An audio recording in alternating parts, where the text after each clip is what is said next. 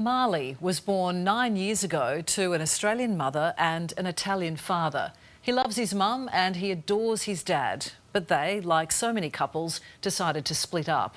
And that's when the Immigration Department ordered Marley's dad had to return to Italy. Now it's up to the minister to decide if he stays or if he goes. Are you having avocado on? Whether it's making a sandwich or going for a winter's walk, Andrea Tindiani doesn't take a moment with Marley for granted. Okay, you need to move. Because their days together could be numbered.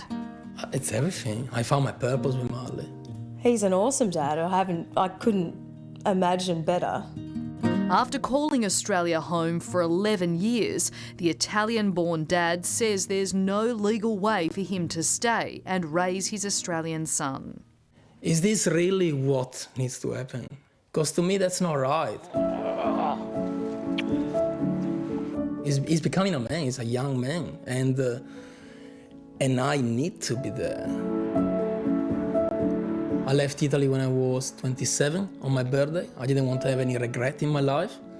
But Andrea never envisaged the test his voyage would bring after meeting Emily and having a beautiful boy together. It didn't work out between him and Marley's mum, but that didn't matter. And we had the main goal of Marley's happiness. You've obviously made it work. You're sitting next to each other still. Yeah, we're good friends and co-parent really well. You couldn't ask for a better scenario, really.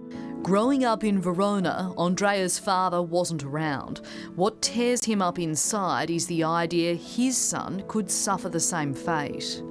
I made a strong commitment to myself that I would not offer that to my son. I would, jump through hoops if I had to. And at the moment, I'm actually in that scenario. Andrea says he moved to Australia on a working holiday visa in 2012. The following year, he got sponsorship through work, and in 2014, Marley was born before he and Emily separated. In 2016, Andrea was made redundant and was told to leave the country in 28 days. Marley was 1.5. In June 2016, he was granted a second working holiday visa before ending up on a cycle of student visas. In 2021, Andrea applied for a confirmatory residence visa, which was refused, so he appealed. We've been honest and we've done the right thing, and it's just led him to this dead-end street. That's how Andrea's story ends up here at the Administrative Appeals Tribunal, where he and Emily were questioned about Andrea's relationship with and commitment to their little boy. The tribunal has now referred the case to the Immigration Minister, who, with the stroke of a pen, has the power to keep this family together. The tribunal is sympathetic.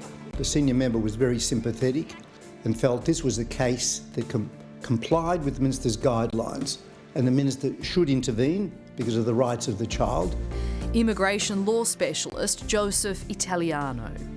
But my concern is that there's probably 5,000 cases before him. This matter could take years. How old are you, mate? 9. 9. A 9-year-old boy needs his dad, doesn't he? Yeah. My dad wasn't here. I'm going to go to Italy. You'll leave too? But I'll come back to see Mum.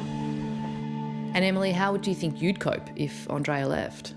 There's things that I can't do on an emotional level for Marley. I can be the nurturer, but I can't take care of that side of things. What are you struggling with? Where are you winning? And where could you do with some help? As if Andrea hasn't got enough on his plate, he's running personal development courses, helping dads just like him. But this is not right for Marley. Marley's Australian. She's Australian. This is not right for her. She's Aussie. Well, this is the other point too. We could have... There would have been so many easier opportunities to go down that route of a partner visa. If there are two parents that are parents to an Australian child, there should be an option for the parent that is not an Australian to stay for the child. And almost. What do you love about your life here? I mean, obviously. I love him. I love the lifestyle. I love the people. I love the Australian way. The prospect of being forced to leave looms over this loving dad. It would be pretty un-Australian to punish someone for doing all the right things with the guidelines that have been set out by the government. Marley needs me. Our family needs me.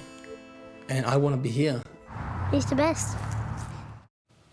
We have asked Immigration Minister Andrew Giles to speak to us about Andrea's visa challenges. His office declined our request, saying the government does not comment on individual cases.